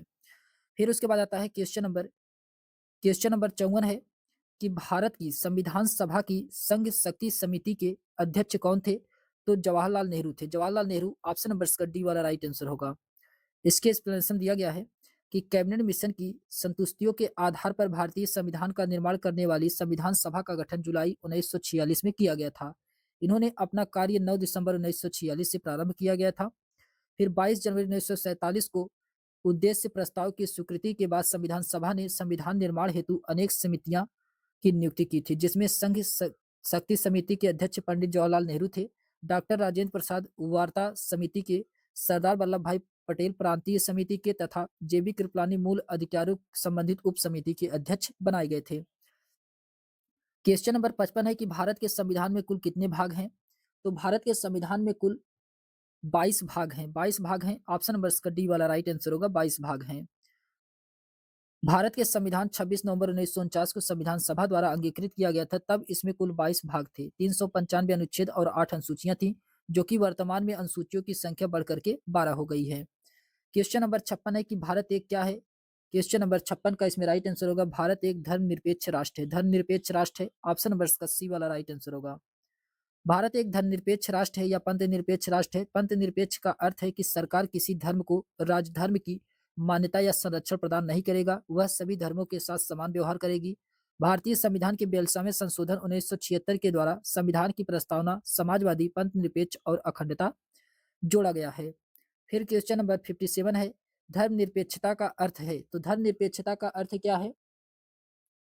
तो राज्य द्वारा किसी धर्म को स्वीकार नहीं करना। राज्य द्वारा किसी धर्म को स्वीकार नहीं करना। ऑप्शन नंबर इसका सी वाला राइट आंसर होगा। इसके एक्सप्लेनेशन दिया गया है कि धर्मनिरपेक्षता का अर्थ होता है कि राज्य का कोई अपना धर्म नहीं होता है, बल्कि सभी धर्मों के प्रति राज्य समान व्यवहार करता है। धर्मनिरपेक्ष या पंथ निरपेक्ष राज्य शब्द को 42वें संविधान संशोधन 1976 के द्वारा प्रस्तावना में शामिल किया गया था। फिर क्वेश्चन नंबर 58 है कि भारत एक गणतंत्र है, इसका अर्थ क्या है? तो भारत एक गणतंत्र है, इसका अर्थ होता है कि भारत में अनुसंगत शासन नहीं है। भारत में वंशानुगत शासन नहीं है। ऑप्शन नंबर इसका सी वाला राइट आंसर होगा। इसके एक्सप्लेनेशन दिया गया है कि गणराज्य अर्थात जहाँ के शासन तंत्र में सैद्धांतिक रूप से देश के सर्वोच्च पद पर आम जनता से कोई चुना हुआ व्यक्ति पदासीन हो सकता है, इसी शासन के तंत्र को गणतंत्र या जनता द्वारा निर्वाचित प्रणाली कहा जाता है। भारत एक गणतंत्र है, इसका अर्थ यह है कि भारत में वंशानुगत शासन नहीं है। फिर क्वेश्चन नंबर 59 है कि एक व्यवस्थित सामाजिक संरचना के संकेत बिंदु है, तो कौन सा है? उद्देश्यों एवं विचारों में समानता। उद्देश्यों एवं विचारों में समानता, ऑप्शन नंबर इसका सी वाला राइट आंसर होगा। उद्देश्यों एवं विचारों में समानता एक व्यवस्थित सामाजिक संरचना का संकेत बिंदु है। क्वेश्चन नंबर 60 है कि भारत की संविधान सभा के अध्यक्ष कौन थे? तो संविधान सभा के अध्यक्ष डॉक्टर राजेंद्र प्रसाद थे। ऑप्शन नंबर इसका बी वाला राइट आंसर होगा। इसके एक्सप्लेनेशन दिया गया है कि संविधान सभा की प्रथम बैठक 9 दिसंबर 1946 को सच्चिदानंद सिन्हा की अध्यक्षता में अस्थायी अध्यक्ष इनको बनाया गया था, जिसमें से मुस्लिम लीग ने भाग नहीं लिया था। 11 दिसंबर 1946 को डॉक्टर राजेंद्र प्रसाद संविधान सभा के अस्थायी अध्यक्ष बनाए गए थे। जवाहरलाल नेहरू ने 13 दिसंबर 1946 को उद्देश्य प्रस्ताव रखा, जो कि 22 जनवरी 1947 को पारित किया गया था। डॉ- डॉक्टर बी एन राव को संवैधानिक सलाहकार और डॉक्टर भीमराव अंबेडकर को प्रारूप समिति का अध्यक्ष नियुक्त किया गया था। फिर क्वेश्चन नंबर 61 है कि भारत का राष्ट्रगान जनगण मन की रचयिता कौन थे? तो जनगण मन की रचयिता रविन्द्रनाथ टैगोर है। कौन है? रविन्द्रनाथ टैगोर है। ऑप्शन नंबर इसका फर्स्ट वाला राइट आंसर होगा। भारत के राष्ट्रगान जनगण मन की रचना रविन्द्रनाथ टैगोर के द्वारा किया गया था। इस गीत को सर्वप्रथम कांग्रेस के कलकत्ता अधिवेशन 27 दिसंबर 1911 को गाया गया था। संविधान सभा ने इस गीत को भारत के राष्ट्रगान नेशनल एंथम के रूप में 24 जनवरी 1950 को अपनाया था। पूरे गीत 5 पद हैं, लेकिन प्रथम पद को ही राष्ट्रगान के रूप में अपनाया गया है। इनकी गायन अवधि 52 सेकंड होती है। फिर क्वेश्चन नंबर 62 है कि किस मामले में आत्मरक्षा का अधिकार उपलब्ध नहीं होगा? क्वेश्चन नंबर 62 का इसमें राइट आंसर होगा लोक सेवा द्वारा किया गया कार्य। ऑप्शन नंबर इसका फर्स्ट वाला राइट आंसर होगा। आत्मरक्षण का अधिकार निम्नलिखित परिस्थितियों में से प्राप्त नहीं होता है। संबंधित उपबंध धारा 96 106 आईपीसी, यदि लोक सेवक या सरकारी कर्मचारी कोई कार्य जिससे मृत्यु या नुकसान की आशंका युक्त के रूप में नहीं होता है और वह सद्भावनापूर्ण पद पर काम करता रहता है। फिर उसके बाद आता है फिर उसके बाद आता है इसमें कोई व्यक्ति जो लोक सेवक के निर्देश पर कोई कार्य करे या करने की कोशिश करे, उदाहरण जैसे कोर्ट के लाठीचार्ज के आदेश, पुलिस की कार्रवाई। तीसरा है कि यदि कोई कार्य उचित देखभाल व सावधानी से किया जाए तो उसे सद्भावनापूर्ण कार्य किया गया माना जाएगा। ऐसे समय में जब सुरक्षा के लिए उचित प्राधिकारियों की सहायता प्राप्त करने के लिए समय हो।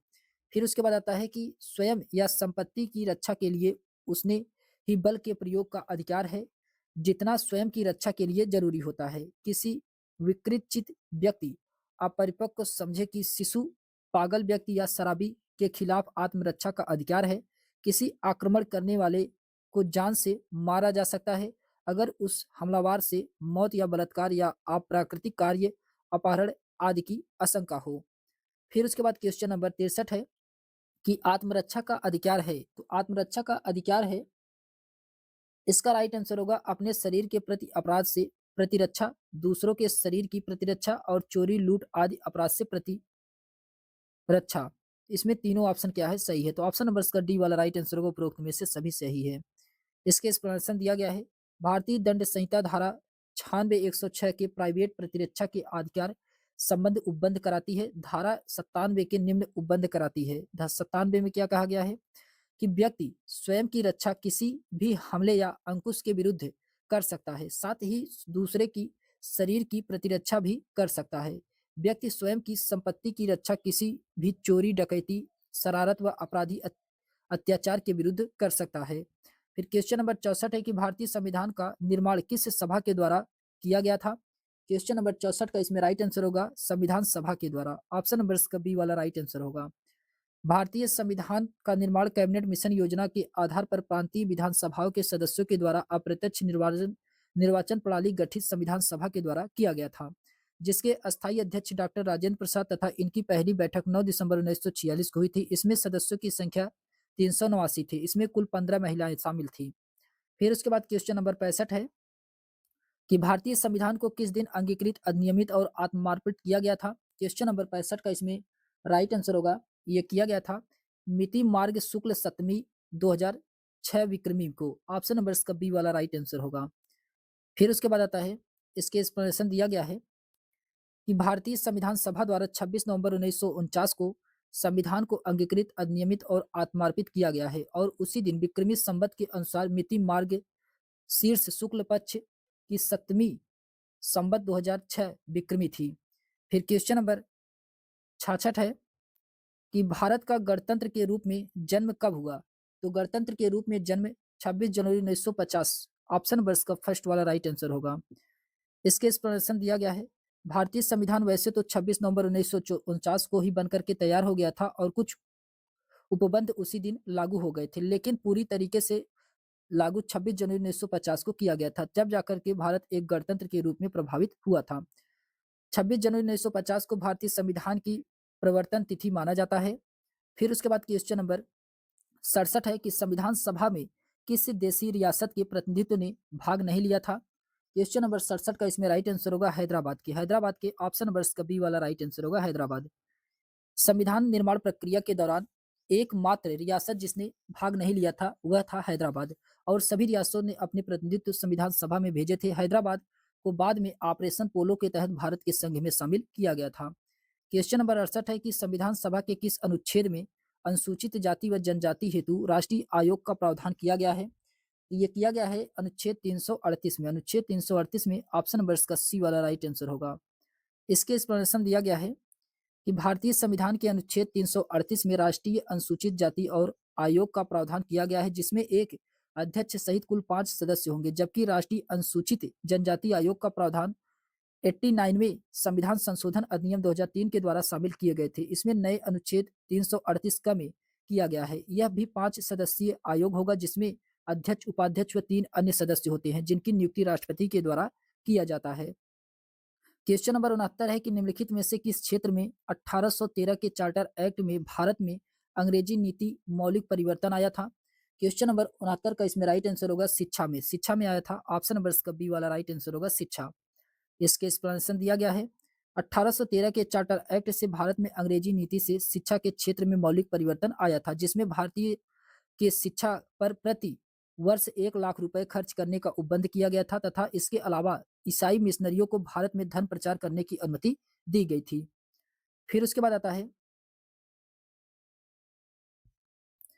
फिर उसके बाद आता है चैप्टर नंबर सेकंड है उद्देशिका। चैप्टर नंबर सेकंड उद्देशिका है। फिर उसके बाद आता है उद्देशिका। चैप्टर नंबर सेकंड है उद्देशिका।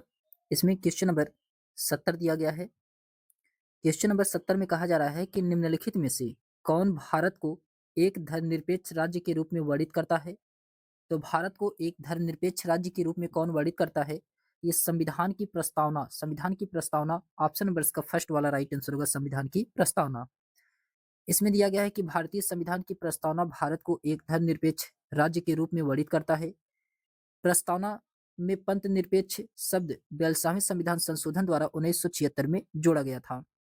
फिर उसके बाद क्वेश्चन नंबर 71 है कि भारतीय संविधान की प्रस्तावना उद्देशिका में कौन सा यह दर्शाता है कि भारत किसी भी बाहरी नियंत्रण से मुक्त है? तो ये कौन सा है? क्वेश्चन नंबर 71 का इसमें राइट आंसर होगा संप्रभुत्व संपन्न। संप्रभुत्व संपन्न ऑप्शन नंबर इसका बी वाला राइट आंसर होगा, संप्रभुत्व संपन्न। इसके एक्सप्लेनेशन दिया गया है कि भारतीय संविधान की प्रस्तावना में संपूर्ण प्रभुत्व संपन्न शब्द यह दर्शाता है कि भारत पूरी तरह से स्वतंत्र स्वायत्त राष्ट्र है। इसका मतलब यह है कि भारत को किसी बाहरी शक्ति या देश के द्वारा नियंत्रित या प्रभावित नहीं किया जा सकता है। फिर क्वेश्चन नंबर 72 है कि प्रस्तावना या उद्देशिका में राष्ट्र की एकता और अखंडता शब्द को उद्देशिका के किस मौलिक सिद्धांत को बढ़ावा देता है? क्वेश्चन नंबर 72 का इसमें राइट आंसर होगा बंधुता का। बंधुता का ऑप्शन नंबर इसका सी वाला राइट आंसर होगा, बंधुता। इसके एक्सप्लेनेशन दिया गया है कि प्रस्तावना जो कि उद्देश्य में राष्ट्र की एकता और अखंडता शब्द को उद्देश्य बंधुता के मौलिक सिद्धांतों को बढ़ावा देता है। बंधुता का शाब्दिक अर्थ होता है भाईचारे की भावना। प्रस्तावना के अनुसार बंधुत्व में दो बातों को सुनिश्चित करना होगा। पहला समान और दूसरा देश की एकता और अखंडता। फिर उसके बाद आता है क्वेश्चन नंबर 73 है कि प्रस्तावना को संविधान की राजनीतिक कुंजी के रूप में किसने वर्णित किया है? ये किया गया है के एम मुंशी के द्वारा। के एम मुंशी के द्वारा। ऑप्शन नंबर इसका फर्स्ट वाला राइट आंसर होगा के एम मुंशी के द्वारा। प्रस्तावना संविधान के परिचायक अथवा भूमिका को कहते हैं। भारतीय संविधान की प्रस्तावना पंडित नेहरू द्वारा पेश किए गए उद्देश्य प्रस्ताव पर आधारित है। के एम मुंशी ने प्रस्तावना को संविधान की राजनीतिक कुंजी के रूप में वर्णित किया था। फिर उसके बाद आता है क्वेश्चन नंबर 74 है। क्वेश्चन नंबर 74 में कहा जा रहा है कि प्रस्तावना के अनुसार भारतीय संविधान अपना अधिकार से प्राप्त करता है। तो अधिकार ये कहाँ से प्राप्त करता है? तो ये भारत की जनता से करता है। ऑप्शन नंबर इसका फर्स्ट वाला राइट आंसर होगा भारत की जनता से। इसके एक्सप्लेनेशन दिया गया कि प्रस्तावना के अनुसार भारतीय संविधान अपना अधिकार भारत की जनता से प्राप्त करती है, जिसे प्रस्तावना में हम भारत के लोग के रूप में देखा जा सकता है। फिर उसके बाद क्वेश्चन नंबर 75 है कि किस अंग्रेजी राजनीतिक वैज्ञानिक ने उद्देशिका को भारतीय संविधान की कुंजी की नोट कहा है? तो ये किसके द्वारा कहा गया है? तो ये कहा गया था सर आर्नेस्ट बर्कर के द्वारा। सर आर्नेस्ट बर्कर के द्वारा। ऑप्शन नंबर का फर्स्ट वाला राइट आंसर होगा। प्रसिद्ध अंग्रेज राजनीतिक आर्नेस्ट बर्कर ने भारतीय संविधान की उद्देशिका की प्रशंसा करते हुए कहा है कि उद्देशिका में इस पुस्तक को समस्त तर्क संक्षिप्त रूप में समाहित और वह इस पुस्तक की कुंजी के रूप में कार्य कर सकती है। फिर क्वेश्चन नंबर 76 है कि भारतीय संविधान की उद्देशिका में व्यक्त किए गए न्याय सामाजिक, आर्थिक और राजनीतिक का आदर्श से लिया गया है। तो ये कहाँ से लिया गया है? तो ये लिया गया है रूस की क्रांति से। रूस की क्रांति से। ऑप्शन नंबर इसका फर्स्ट वाला राइट आंसर होगा रूस की क्रांति से। इसके एक्सप्लेनेशन दिया गया है कि भारतीय संविधान की उद्देशिका में व्यक्त किए गए सामाजिक, आर्थिक और राजनीतिक न्याय का आदर्श सोवियत संघ रूस से लिया गया है और मौलिक कर्तव्य भी रूस के से ही लिया गया है। फ्रांस की गणतंत्रात्मक और प्रस्तावना में स्वतंत्रता, समानता, बंधुता की आदर्श का सिद्धांत लिया गया है फ्रांस से। संविधान संशोधन की प्रक्रिया का प्रावधान राज्यसभा में सदस्यों के निर्वाचन दक्षिण अफ्रीका से के संविधान से लिया गया है और मौलिक अधिकार, न्यायिक समीक्षा, राष्ट्रपति और उस पर महाभियोग, उपराष्ट्रपति, उच्चतम एवं उच्च न्यायालयों के न्यायाधीशों को हटाने की विधि, ये अमेरिका के संविधान से लिया गया है। फिर क्वेश्चन नंबर 77 है कि उद्देशिका को किसके मामले में भारतीय संविधान का हिस्सा माना गया है? क्वेश्चन नंबर 77 का इसमें राइट आंसर होगा केशवानंद भारती बनाम केरल राज्य को। केशवानंद भारती बनाम केरल राज्य। ऑप्शन नंबर इसका बी वाला राइट आंसर होगा। इसके एक्सप्लेनेशन दिया गया है कि उद्देशिका को केशवानंद भारती बनाम केरल राज्य के मामले में भारत के संविधान का हिस्सा माना गया था। उद्देशिका यह बताती है कि संविधान जनता के लिए है तथा जनता ही अंतिम संप्रभुत्व है।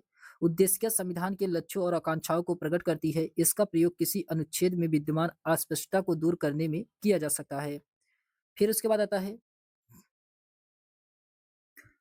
आता है क्वेश्चन नंबर 78 है कि 13 दिसंबर 1946 को संविधान सभा में ऐतिहासिक उद्देश्य संकल्प को किसने रखा था? क्वेश्चन नंबर 78 का इसमें राइट आंसर होगा जवाहरलाल नेहरू के द्वारा। जवाहरलाल नेहरू के द्वारा। ऑप्शन नंबर का फर्स्ट वाला राइट आंसर होगा। इसके एक्सप्लेनेशन दिया गया 13 दिसंबर 1946 को जवाहरलाल नेहरू ने संविधान सभा के सामने ऐतिहासिक उद्देश्य संकल्प को रखा था, जिसके सर्वसम्मति के साथ 22 जनवरी 1947 को स्वीकार कर लिया गया। इसी उद्देश्य प्रस्ताव को प्रस्तावना के रूप में जाना जाता है। भारतीय संविधान की प्रस्तावना अमेरिका के संविधान से लिया गया है। भारतीय संविधान की प्रस्तावना 42वें संविधान संशोधन अधिनियम 1976 के द्वारा 3 शब्द इसमें जोड़े गए थे। समाजवाद, पंथ निरपेक्ष और अखंडता, ये 3 शब्द इसमें जोड़े गए थे 1976 के द्वारा 42वें संविधान संशोधन के माध्यम से। क्वेश्चन नंबर 79 है कि हमारी प्रस्तावना में स्वतंत्रता, समानता और बंधुत्व के आदर्शों को कहाँ से लिया गया है? ये कहाँ से लिया गया है? ये लिया गया है फ्रांसीसी क्रांति से। फ्रांसीसी क्रांति से। ऑप्शन नंबर इसका फर्स्ट वाला राइट आंसर होगा फ्रांसीसी क्रांति से। हमारी प्रस्तावना में स्वतंत्रता, समानता और बंधुत्व के आदर्शों को फ्रांसीसी क्रांति से लिया गया है। फ्रांस के संविधान से प्रेरित होकर के भारत को गणराज्य के रूप में मान्यता दी गई है। फ्रांस की राज्य क्रांति 1789 में हुई लुईस 14वें के शासनकाल में हुआ था। सॉरी, लुईस 16वें के शासनकाल में हुआ था। लुईस 16वें के शासनकाल में हुआ था। फिर उसके बाद क्वेश्चन नंबर 80 है कि भारतीय संविधान की प्रस्तावना में निम्न में से किस मुख्य शब्द का उल्लेख भारत के सभी लोगों के बीच सामान्य भाईचारे की भावना को प्राप्त करने के उद्देश्य से किया गया है? क्वेश्चन नंबर 80 का इसमें राइट आंसर होगा बंधुता। बंधुता ऑप्शन नंबर का सी वाला राइट आंसर होगा बंधुता।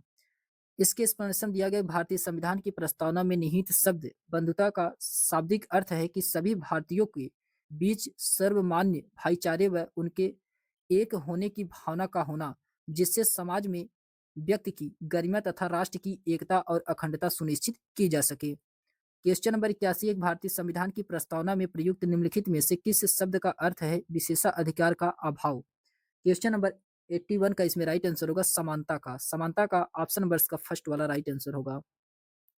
इसके एक्सप्लेनेशन दिया गया है कि भारतीय संविधान की प्रस्तावना में प्रयुक्त समानता का शब्द का अर्थ है विशेषाधिकार का अभाव।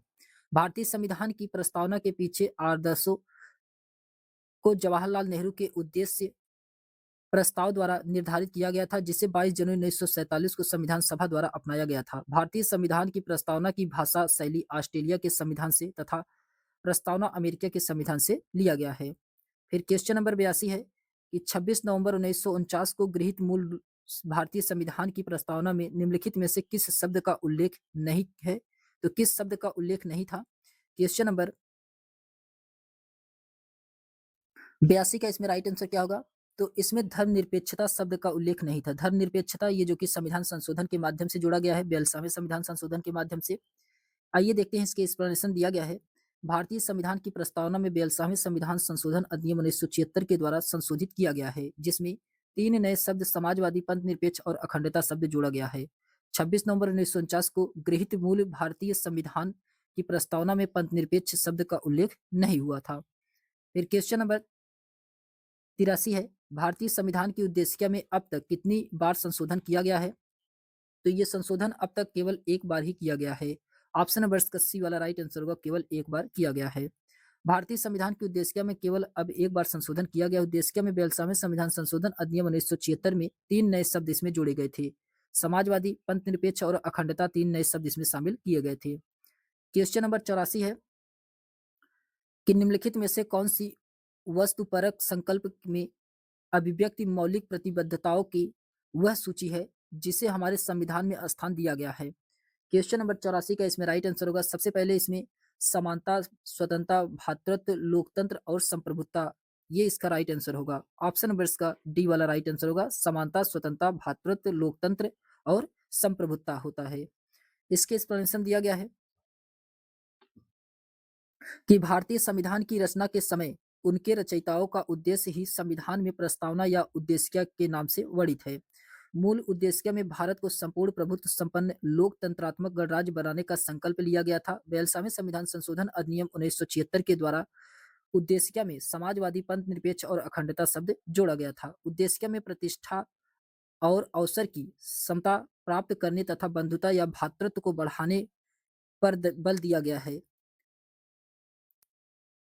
फिर उसके बाद आता है कि इसमें की गई प्रतिबद्धताएं उद्देशिका में वर्णित है। यदि मूल संविधान में उद्देशिका मौलिक प्रतिबद्धताओं के बारे में पूछा जाए तो इसमें विकल्प डी होगा, लेकिन वही वर्तमान में पूछा जाए तो विकल्प डी और बी दोनों दोनों हो सकता है। फिर उसके बाद आता है क्वेश्चन नंबर 85 है कि किस संविधान संशोधन के द्वारा प्रस्तावना में संशोधन किया गया और भारत के विवरण को सार्वभौम लोकतांत्रिक गणराज्य, सार्वभौम समाजवादी, पंथ निरपेक्ष लोकतांत्रिक गणराज्य में बदल दिया गया? ये कौन से संविधान संशोधन के माध्यम से किया गया है? ये किया गया है 42वें संविधान संशोधन के माध्यम से। ऑप्शन नंबर का डी वाला राइट आंसर होगा, 42वें संविधान संशोधन के माध्यम से किया गया है। फिर उसके बाद आता है, इसके एक्सप्लेनेशन दिया गया है कि भारतीय संविधान को मूल रूप से 26 नवंबर 1949 को अंगीकृत, अधिनियमित और आत्मार्पित किया गया था। संविधान की प्रस्तावना में पहले सार्वभौमिक लोकतांत्रिक गणराज्य शब्द का प्रयोग किया गया था। 42वें संविधान संशोधन अधिनियम 1976 के द्वारा इन शब्दों को हटा करके इनके स्थान पर संपूर्ण प्रभुत्व संपन्न समाजवादी, पंथ निरपेक्ष लोकतंत्रात्मक गणराज्य शब्द का प्रयोग किया गया है। फिर क्वेश्चन नंबर 86 है कि निम्नलिखित में से किसे संविधान की कुंजी की संज्ञा दी गई है? तो संविधान की कुंजी की संज्ञा ये किसको दिया गया है? ये उद्देशिका या प्रस्तावना को दिया गया है। ऑप्शन नंबर इसका सी वाला राइट आंसर होगा, उद्देशिका या प्रस्तावना को। इसके एक्सप्लेनेशन दिया गया है कि भारतीय संविधान की उद्देशिका या प्रस्तावना को संविधान की कुंजी कहा जाता है। प्रस्तावना भारत के संविधान के आदर्शों, लक्ष्यों और उद्देश्यों के वर्णन करती है। सर्वोच्च न्यायालय ने 1973 में केशवानंद भारतीयवाद में प्रस्तावना को भारतीय संविधान का अभिन्न अंग को स्वीकार किया है। फिर उसके बाद क्वेश्चन नंबर 87 है कि निम्नलिखित में से महिलाओं की सुरक्षा या कल्याण के संबंधित कौन सा अधिनियम पिछले 2 वर्षों में पारित किया गया है? क्वेश्चन नंबर 87 का इसमें राइट आंसर होगा, कार्यस्थल पर महिलाओं का लैंगिक उत्पीड़न या कि निवारक प्रतिषेध या प्रतितोष अधिनियम। ऑप्शन नंबर इसका सी वाला राइट आंसर होगा।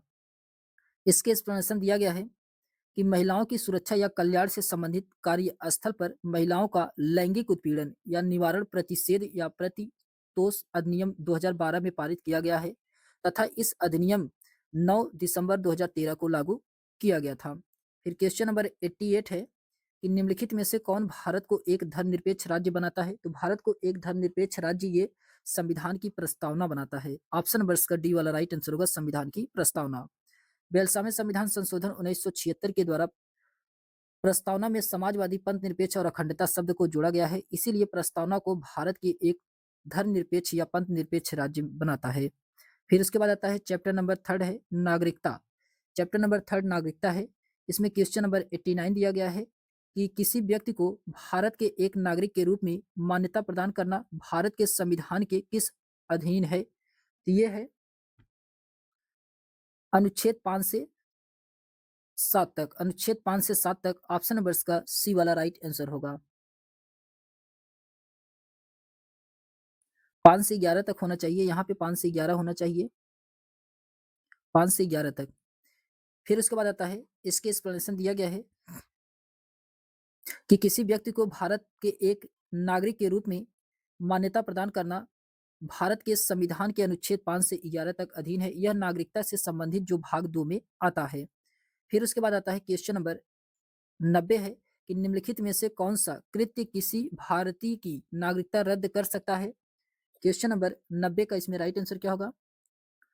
तो नागरिक ने संविधान के प्रति निष्ठाहीनता दर्शाई हो, जो कि ये सही है, रद्द किया जा सकता है। नागरिक ने युद्ध के समय गैर कानूनी तरीके से शत्रु के साथ संपर्क साधा हो, तो ये भी सही है, दोनों तरीके से रद्द किया जा सकता है। ऑप्शन नंबर इसका बी वाला राइट आंसर होगा। इसके एक्सप्लेनेशन दिया गया है कि भारतीय संविधान के भाग 2 में अनुच्छेद 5 से 11 तक के प्रावधान भारतीय नागरिकता से संबंधित है। इन अनुच्छेदों से स्पष्ट है कि किसी भी भारतीय नागरिक की नागरिकता का परित्याग करने पर अथवा नागरिकता के द्वारा संविधान के प्रति निष्ठाहीनता दिखाने पर, अन्य देशों की नागरिकता स्वीकार करने पर, सरकार द्वारा नागरिकता छीनने पर, युद्ध के समय शत्रु से गैर कानूनी तरीके से संपर्क रखने पर आदि कई कारणों से समाप्त या रद्द किया जा सकता है। क्वेश्चन नंबर 91 है कि भारत के संविधान का निम्नलिखित में से कौन सा भाग नागरिकता से संबंधित है? तो नागरिकता से संबंधित भाग सेकंड है। भाग सेकंड में नागरिकता से संबंधित प्रावधान दिए गए हैं। ऑप्शन नंबर इसका बी वाला राइट आंसर होगा। इसके एक्सप्लेनेशन दिया गया कि भारतीय संविधान का भाग सेकंड अनुच्छेद 5 से 11 नागरिकता से संबंधित प्रावधान है। भारतीय संविधान के भाग फर्स्ट का संबंध संघ एवं उसके राज्य क्षेत्र से है। भारत की संविधान का भाग थर्ड का संबंध मौलिक अधिकारों से है। इसी प्रकार भारत के संविधान के भाग 4 का संबंध मूल कर्तव्य से है। फिर क्वेश्चन नंबर 92 है कि भारत के सर्वोच्च न्यायालय के मुख्य न्यायाधीश हैं। तो भारत के सर्वोच्च न्यायालय के मुख्य न्यायाधीश कौन है? ये 2013 का क्वेश्चन है, इसीलिए इसमें पी सदाशिवम है, पी सदाशिवम है। आप लोग कमेंट करके बताइए कि वर्तमान में भारत के मुख्य न्यायाधीश कौन है। फिर उसके बाद आता है, इसमें दिया गया है कि प्रश्नकाल के दौरान पी सदाशिवम ने 19 जुलाई 2013 को भारत के मुख्य न्यायाधीश के रूप में पद ग्रहण किया था। 27 अप्रैल 2014 को इस पद से सेवानिवृत्त हुए। वर्तमान में 24/5/2025 से 23/11/2025 तक सर्वोच्च न्यायालय के मुख्य न्यायाधीश भूषण रामकृष्ण गवई, बी आर गवई हैं। आप लोग कमेंट करके बताइए कि वर्तमान में कौन है 2026 में। फिर उसके बाद आता है क्वेश्चन नंबर 93 कि भारत की नागरिकता निम्नलिखित में से किसके द्वारा प्राप्त की जा सकती है? तो ये प्राप्त किया जाता है जन्म के द्वारा, देशीकरण के द्वारा, वंशानुगत के द्वारा और इनमें से सभी से। ऑप्शन नंबर इसका डी वाला राइट आंसर होगा। इसके एक्सप्लेनेशन दिया गया कि भारत में एकल नागरिकता का प्रावधान है। भारतीय नागरिकता का वर्णन संविधान के भाग सेकंड के अंतर्गत अनुच्छेद 5 से 11 के मध्य किया गया है। भारत की नागरिकता जन्म से राजनयिकों के बच्चे और विदेशियों के बच्चे को छोड़ करके वंशानुक्रम से, देशीयकरण से, पंजीकरण से तथा भूमि विस्तार के माध्यम से प्राप्त किया जा सकता है। फिर उसके बाद आता है फिर उसके बाद आता है क्वेश्चन नंबर 94 है कि गृह मंत्रालय द्वारा जारी आंकड़ों के अनुसार किस देश के लोग भारत की नागरिकता लेने में सबसे आगे रहे हैं? क्वेश्चन नंबर 94 का इसमें राइट आंसर होगा पाकिस्तान के ऑप्शन नंबर इसका फर्स्ट वाला राइट आंसर होगा। गृह मंत्रालय के वर्ष 2011 के आंकड़ों के अनुसार भारत की नागरिकता प्राप्त करने वाले विभिन्न देशों में पाकिस्तान के लोग 1093 सबसे आगे थे तथा अन्य देशों के लोग क्रमशः अफगानिस्तान में 316 और बांग्लादेश में 147, श्रीलंका में 53 है।